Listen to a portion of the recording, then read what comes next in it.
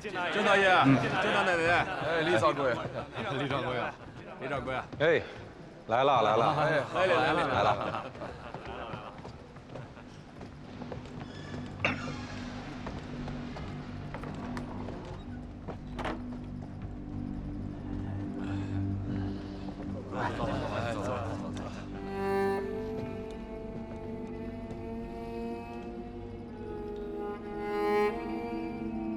在下康家长子康素元，诸位请了。今天大家伙能来，为康家解除危难，是祖上有德，我就不一一道谢了。这些年，康家的生意做的是顺风顺水，多少有些骄狂，什么生意都敢接。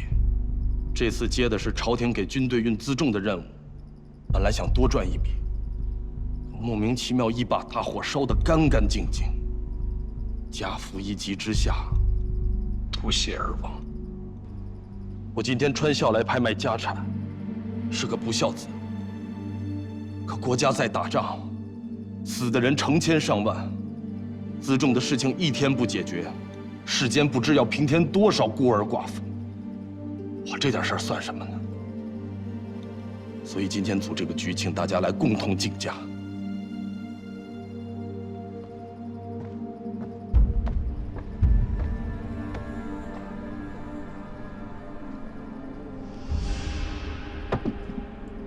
这些是康家所有的田地、房屋、商铺，从山西到陕西，南下至四川，大约有4万亩良田，217家商铺，还有3间大酒楼，产业都在此。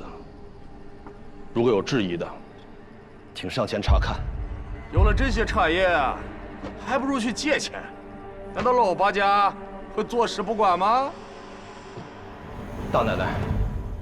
让我一句。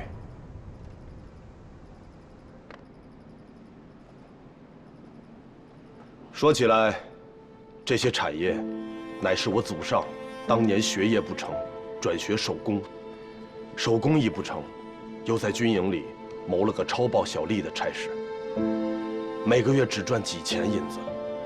后来他负责在军队里运输货物，结识了不少天南海北的英雄。 我曾祖豪侠仗义，说话讲信用。虽然他手无缚鸡之力，但人人敬他是条好汉。再后来几个朋友凑钱给他开了个镖行，这才陡然而富。古人云：“君子之泽，三世而斩。”到今天已经3世了。老八家虽然同气连枝，但我曾祖当年有话，绝不连累同袍。 所以今天还请天下的朋友让条道。康家子弟就算不能经商，也不能没有志气。最后一句话了，请大家出价吧。哟，是啊，可不得了啊！王这皇后，这老八家怎么个排法？诸位，我抛砖引玉，600万两。多谢。 700万两，900万两，多谢。 1100万两。你怎么不叫价？我不想那么累，我我们家自个儿的树多的都忙不过来了。你不知道，全越多越麻烦。这话说的够聪明。我要真聪明，我就不上这儿来了。 1300万两，我出1400万两。诸位，吃好喝好，我们这个饭局结束，拍卖才会结束。大家不妨来看一看，然后好好琢磨琢磨。苏小姐，你怎么不跟他们拼了？我的钱又不是大风刮来的，谁要跟他们这样拼？ 那这产业你是拼不过来的，非要拼钱吗？他这人倒是蠢，这天底下有的是比钱更贵重的东西。一会儿你就看见了。更贵重的东西。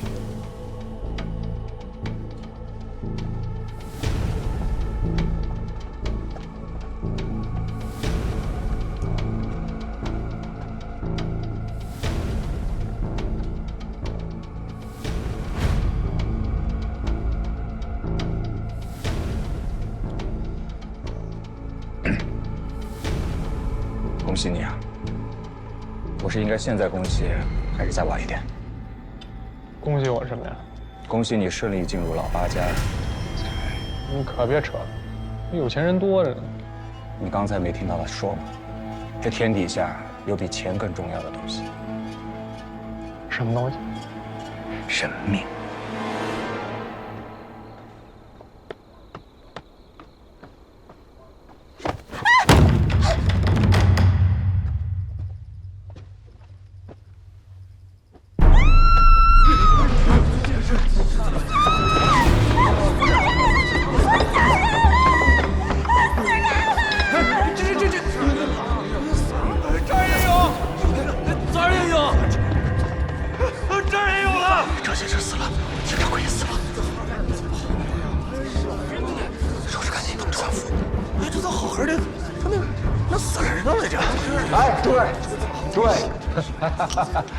哎，稍安勿躁啊！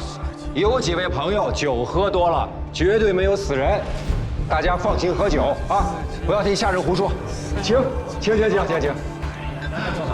喝酒。赶紧定吧，埋的没埋的，定完我们走了。马上定。来，喝酒。出什么事儿了？杭州的张先生和保镖死了，湖州的李家，苏州的王家，刚才出嫁那几个都，没错，出过嫁的人都死了。哼，他是从南边过来的，我觉得他肯定会牵连我们家，咱得想辙跟他斗一斗。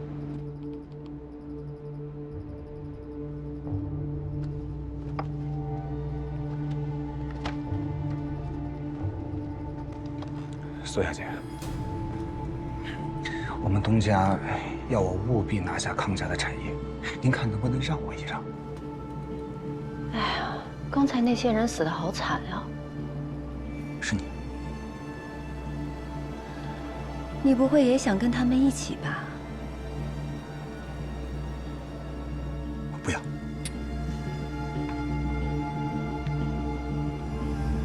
我看这是有人想逼死我们老八家，想一个子儿都不出，就把产业拿走。是江湖上的朋友干的吗？我看未必，江湖上的朋友哪有这么大的势力呀？咱们以静制动，让他自己跳出来。死人，就是有死人！你赶快走这地方去！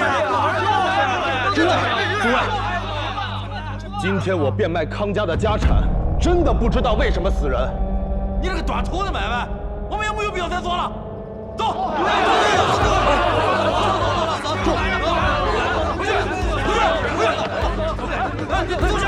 都坐下。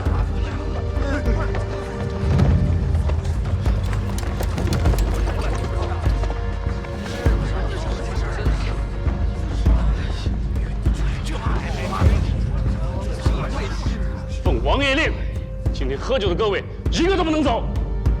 康家的产业卖不掉，军队的辎重解决不了，你们就等着陪葬吧！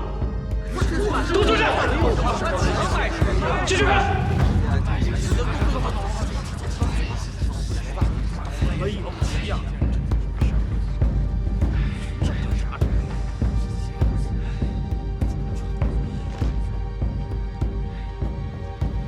！700万两，李掌柜的，既然他们都死了，我就接着您的价喊了。好，聪明。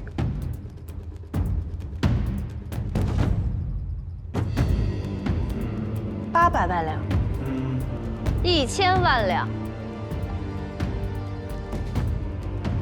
这位小哥面生的很啊。您认识他就行，不面生吧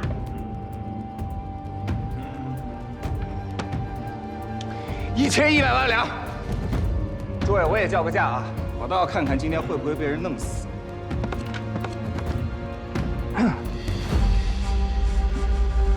1400万两，1500万两。反正你交多少，我就比你多加100万两。诸位得罪了啊！今天我是势在必得。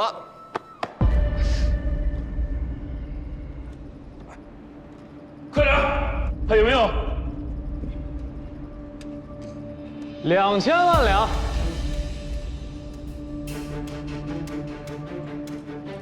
怎么？京城李百万家的不够格吗？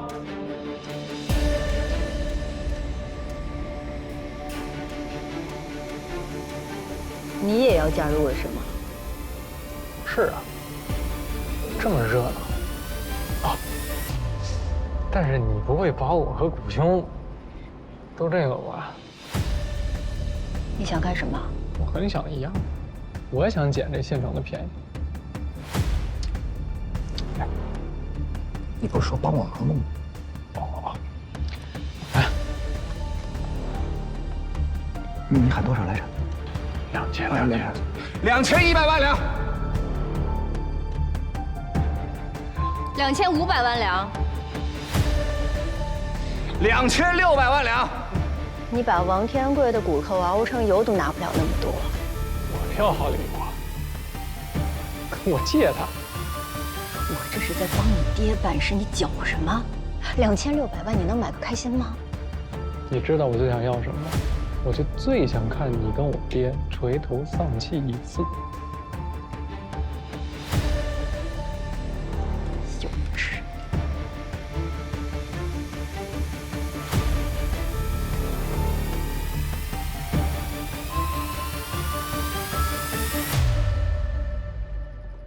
古兄弟是吧？请过来这边。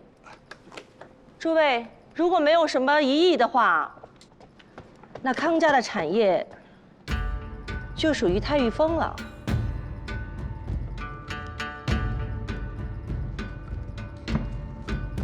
康掌柜，2600万两数目太大，允我10日之内划清给你，承让。有这么多的银子，何必杀人呢？大奶奶，你想什么呢？人不是我杀的。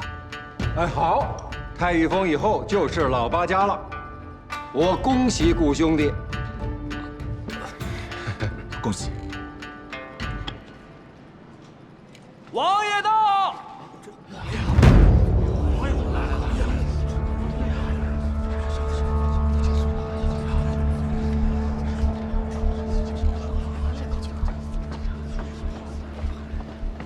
王爷。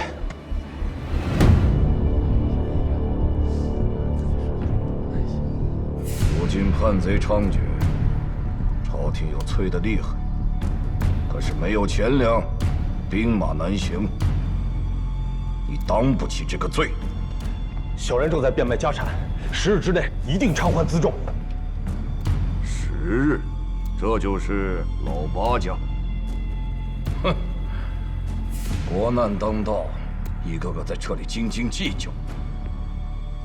朝廷说我 心慈手软，那我也没有办法，都一起锁了吧，好歹也有个交代。哥，拿下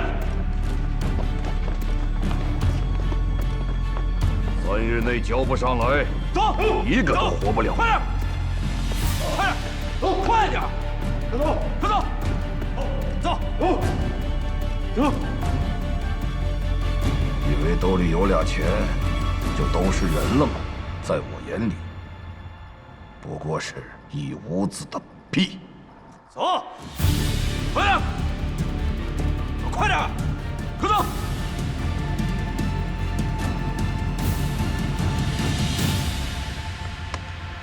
怎么样？你兄弟的脑袋掉的会比帽子还快。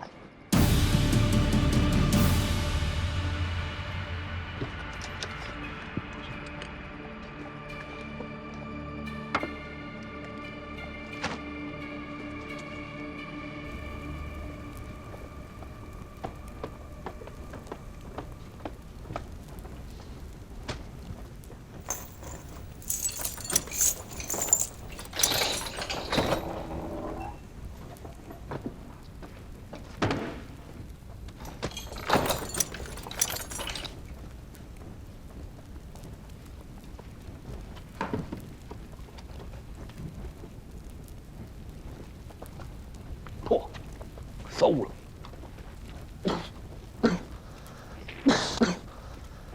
别喝了，馊了。馊了也是粮食，不是？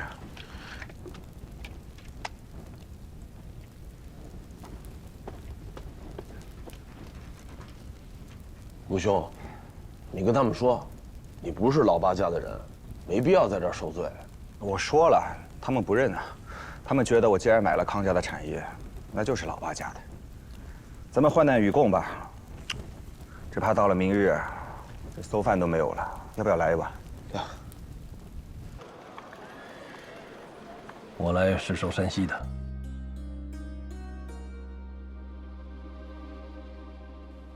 像他们这么小打小闹的干，根本站不稳脚跟。我来之前跟王爷知会过了，就在这儿开家票号，名字已经想好，就叫太平号。从平辽一直开到下面各个县城，延展到整个大清。太平号就是个口袋，把平辽这些票号全部都装进去。这是门好生意啊！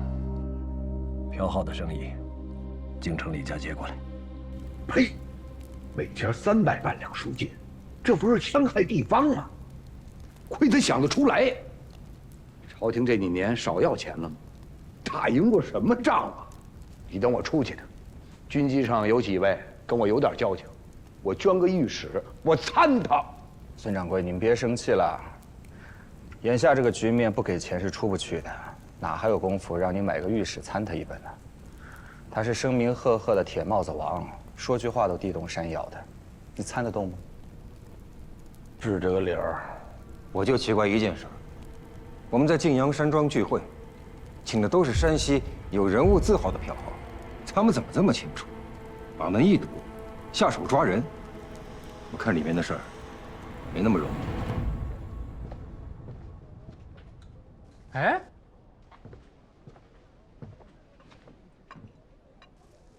爹，您来了。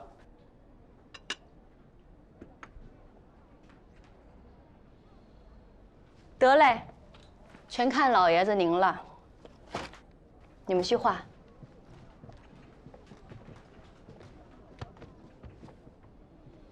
你天天跟那个刘范混在一起干什么？哎，我们俩事儿您都知道了。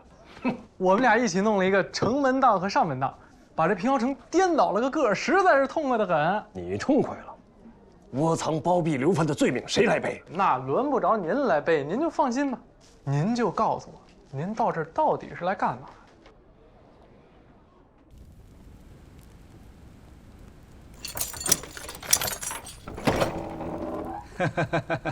哎呀，实在抱歉，让各位受委屈了。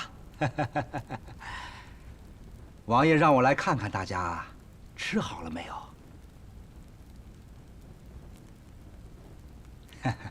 诸位都是王爷的客人，如果有什么招待不周的地方，还请见谅。你们王爷可太客气了。300万两，我没有，我的钱全在茶上。拿折子，来我们家抄家。王爷这客人，我是做不起，没那银子。这事儿啊，我们也和王爷说了，但是啊，王爷他身份尊贵，这说过的话，如果再收回去，这脸上也没光，不是吗？这票号里的钱都是山西老百姓的，要一下子全拿出来，那百姓怎么活啊？朝廷已经把江南给弄丢了，现在是想让山西也大乱吗？这位小哥眼生得很呐，不知贵姓高明啊？这全屋子的人只有一个名字，上银下子，小名元宝。对喽，师爷，别假装客气了，发个章程下来吧。成。这次王爷从京城带回来一家票号，打算放在山西，掌管军中的粮台和银钱。诸位这300万两若是凑不出来，可以让这家票号代付，只需签字画押即可。至于这什么时候偿还，你们自行商议即可。抢的？这怪事年年有，今年特别多。平遥城开了个万元档，说是京城李百万他儿子开的。现在又来一个大票号，嚯！我老八家2400万两银子他都有，怎么就这么有钱呢？莫不是会喘气儿的财神爷到了？回晋大奶奶，这家票号就是李万堂李老爷家的，叫太平号。如果诸位认可这笔账，肯签字画押，我向大家保证，即刻便放大家回去。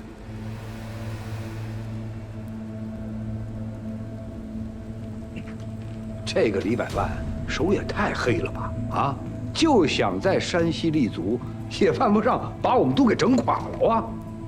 这算什么？拿当官的压人吗？既然如此，诸位就接着喝粥吧。哼！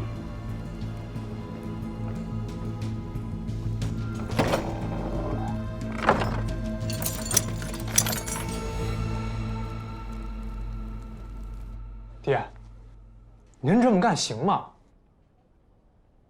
你呀，乖点儿，别惹祸，远远的看着，学着，我就阿弥陀佛了。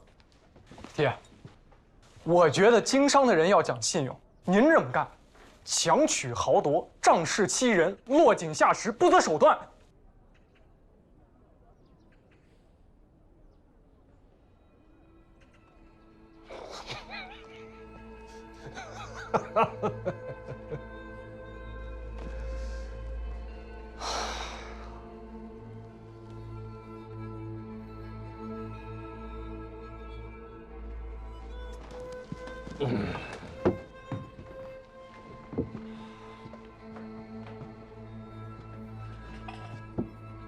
乖儿啊，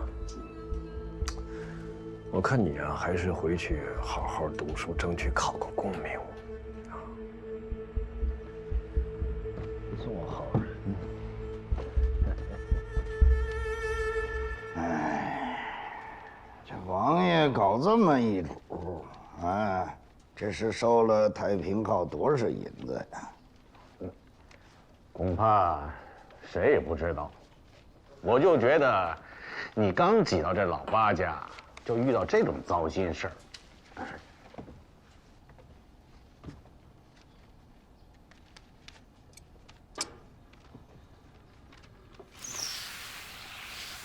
假的，假的？什么假的？他天底下经商的，有谁把所有的钱都囤在一个地方啊？再者说了，有哪个票号能拿出300万两银子的现钱？我看要银子是假呀。这太平号是想把票号的所有买卖都纳入怀中，据为己有，这才是真的。老八家的这些富户，只要签了借款，我看呐，就是人家本上的肉喽。这个李百万呢，是好手段。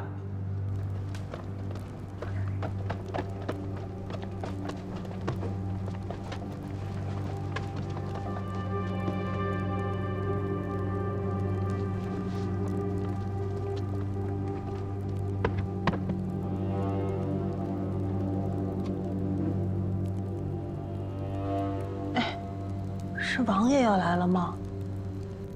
不知道啊。哎呀，诸位啊，见谅见谅见谅啊！狱中相见，实在是万不得已啊。李万堂，李老爷子是来看笑话的呀？哎呦，不敢。咱们是商道一脉，兄弟过来看看能不能帮上什么忙。能啊，赶紧跟王爷说，把我们放出去啊！这没杀人没放火的，把我们搁在这儿，多不体面啊！自古官家两张嘴，一张说有，一张说无，讲不得道理啊。这2400万两，兄弟先掏上，帮大家伙儿逃过一劫，如何？好大的排场！这大清国1年也就这么点钱，你到底想干什么呀？时局不好啊，大奶奶。咱们商道一脉，更要携手合作啊！兄弟我久在京师，少来3晋，不过朝廷那面还有些个能说得上话的势力。这300万两全当兄弟入我老八家，诸位还有什么过不去的沟沟坎坎、太平号，替大家伙儿铺平电脑。这可不是我李万堂来侵吞老八家，是敬仰先贤，尽点绵薄之力。这太欺负人了，这此言差矣。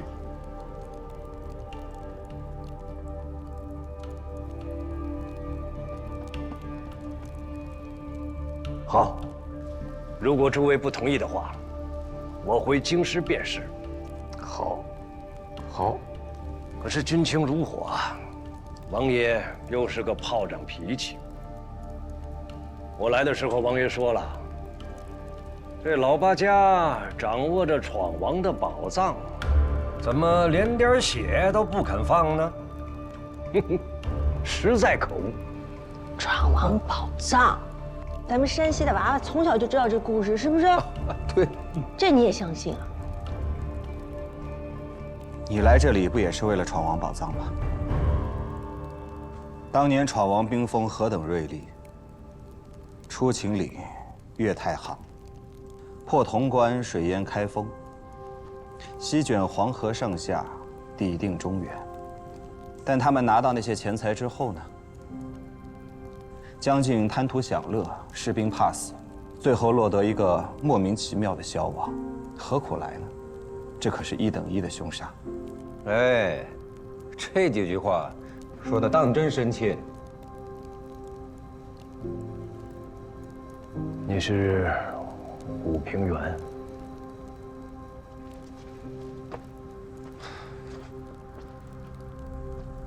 正是。我经常听小儿提到你。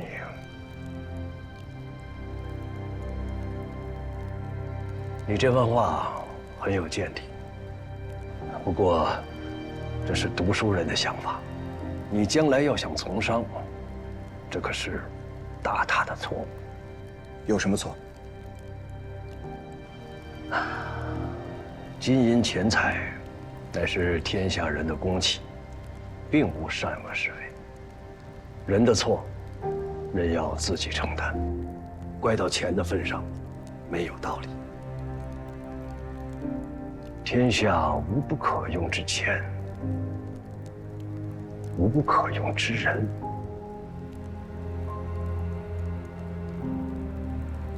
你记下了。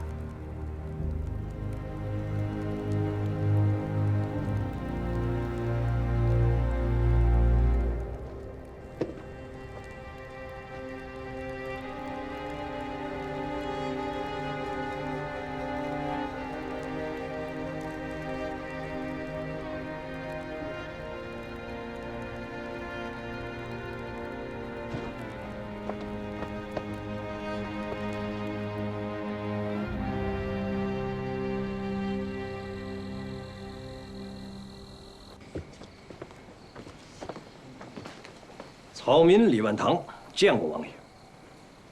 你的办法不行啊！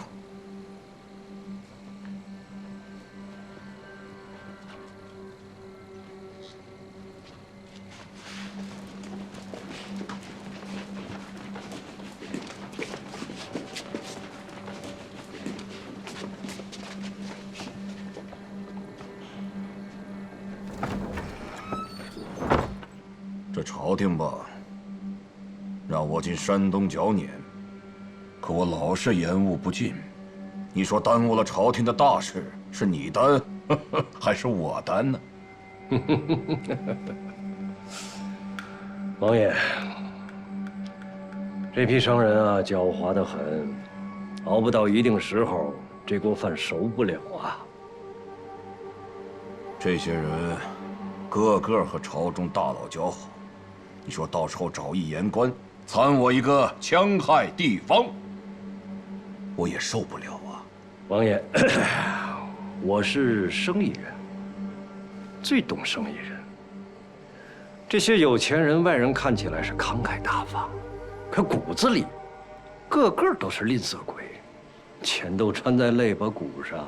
你这让他往外拿的时候，那得拿着钳子往下拽，恨不得把血筋儿都能给蹬出来。300万两，哪这么好拿的？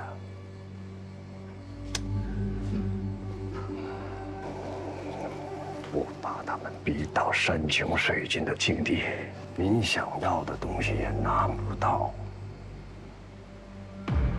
这世上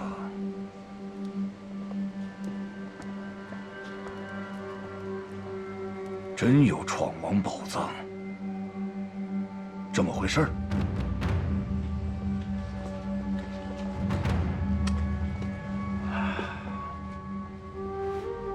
王爷，你看，平遥太谷，这是山西财富的发源地。论交通，崇山峻岭；论地脉，并没有金银矿产；论人才，此地民风朴实，也没有历代经商的经历。明朝一亡，这2个地方财富陡增。您再看，这是太行山脉闯王遁逃的路线，由此向2侧散开。我确定，这批宝藏肯定是在，而且并没有太多的损耗。这所谓的老八家，久经商海之中，代代相传。做生意有赔有赚，他们凭什么屹立百年不倒？哪来的本钱？天下哪有这样的事情？李万堂，李百万，你可千万不要给我算错。我一把火烧了军中辎重，那可是你出的主意，到时候误了军情，又找不到宝藏，还丢了辎重，那我只能借你的脑袋当辎重。王爷放心，相信我，到时候你得宝藏，我得山西。知道读本就好。3日之内，先把辎重的银子补上。无论如何，我得过黄河入山东，打这一场仗吧。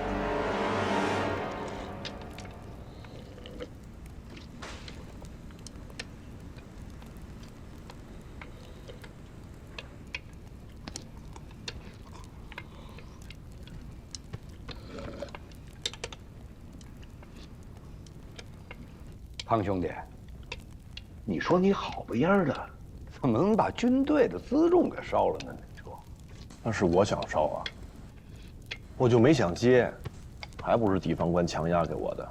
这火应该是他们自己烧的。我把整件事情串起来想，这可能是个连环计。他们先烧了王爷辎重，逼康家卖产业，然后再把大家都抓起来，一步步走到现在。就算你们每个人都可以拿出300万两现银，他们还是会继续压榨，因为他们真正想要的是闯王宝藏。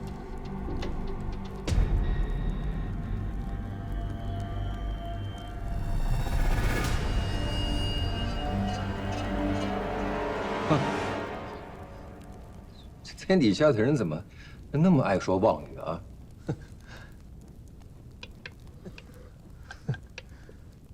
君子无罪，怀璧其罪。不管我们认不认，只要他们觉得我们有，那就是有罪。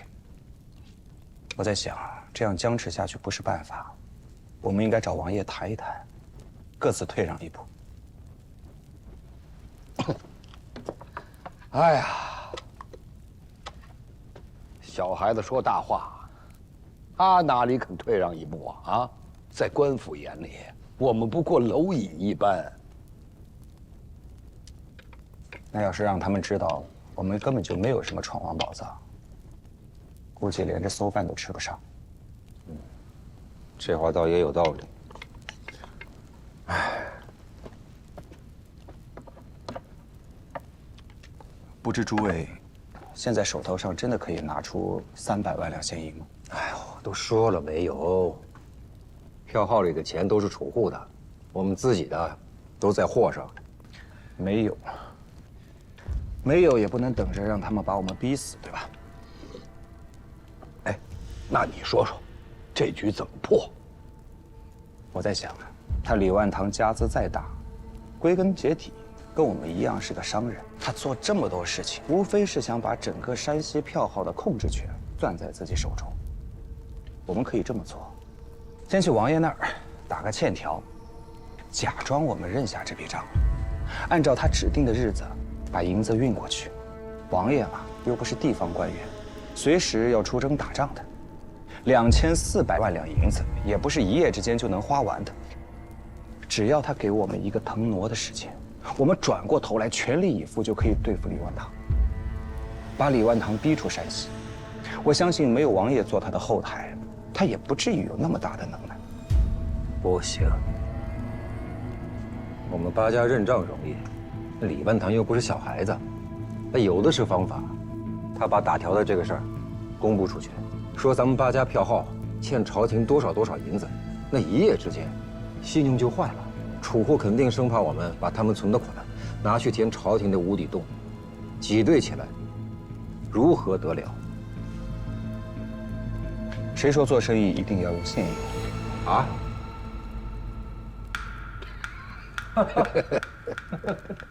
兄弟，你馊饭吃多了吧？脑浆子都馊。大奶奶，我们现在都身无分文，但是我想和你做一个10万两的生意，可不可以啊？就好比说吧，你手上这个碗，它就价值10万两，那我想要，但是我所有的钱都存在孙掌柜那里，我该如何做？孙掌柜，取10万两给我。我没银子呀。就算有银子，我带在路上也多有不便。我看你这块玉佩不错啊，能不能给我当个信物？这好办。大奶奶，孙掌柜说了，你只要看到此信物，就能知道10万两银子已经入了你的账了。凭此信物，我可不可以现在把这个碗给拿走了？这是之前说好了的吗？在真正做交易的时候，我们需要一张契约，这样八家就可以空对空的出账入账，完全不需要现银子倒来倒去的。如果真的遇到挤兑了，八家合一家，应付起来应该绰绰有余；而八家分开，各自凭借其信用为对方做担保，往来账目需要留下证据，方便年底核算。只要这个生意是在八家之内，一张字条就可抵得上100万金银。您觉得这个法子如何？那万一有一家违反规定怎么办？万一有一家被挤兑，其他人不知情，头寸调度不灵怎么办？还有啊，万一8家同时遭到挤兑怎么办？我们可以设立一个总柜，每天确认头寸，并对外宣称8家联盟。这样即使挤兑起来，也不至于遍地开花。可能有1家2家受难，但应付起来应该不至于太过困难。好，真的是好。如果早想到这个主意的话，这李百万休想在山西立足，而且也不会被外人钻了空子。那这个总柜谁来当啊？让我试试怎么样？哎呀，反正是做戏的，只是为了应付眼下的困难。当然了，如果你们觉得我是自己人的话，这几天一锅里吃馊饭的，你当然是自己人了，是我们8家之内的人。我看让他进来也不是坏事啊。好，这个总归你来当，你出的主意嘛，你做给大家看看。诸位有意见吗？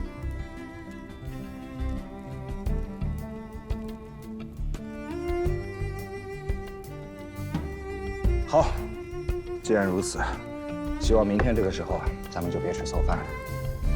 我去跟他们谈。就这么着。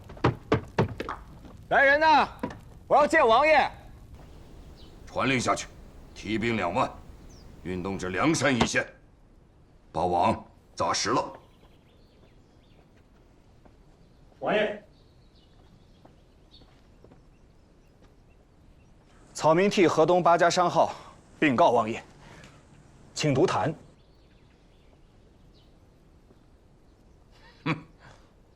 独谈，就凭你？草民自然是不配，但不知道谢银子配不配？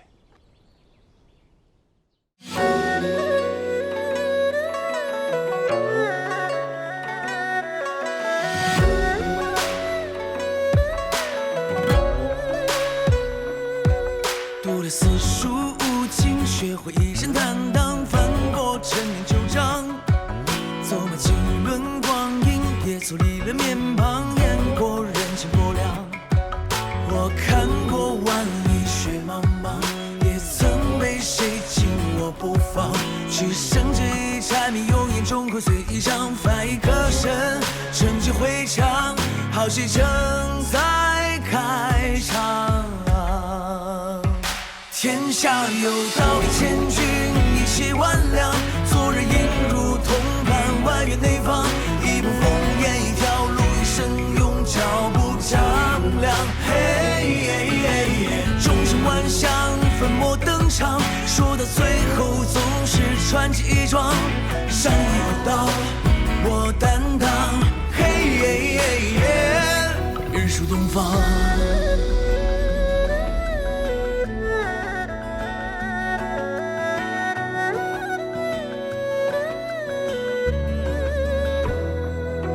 流过多少血泪，只要爬得起来，纯洁当作小将，还能喘一口气，就撑起这脊梁，扛过刀剑风霜。人生在世本就无常，咬紧了牙关走一趟，凭谁人说痴心妄想，众口随意张，翻一个身，纯净回肠，好戏正在开场。天下有道理千钧一气万两，做人应如同伴，外圆内方，一步烽烟一条路，一生用脚步丈量。千轮过尽人间万象，尘埃落定留下传奇一桩。山河浩渺，我担当。日出东方。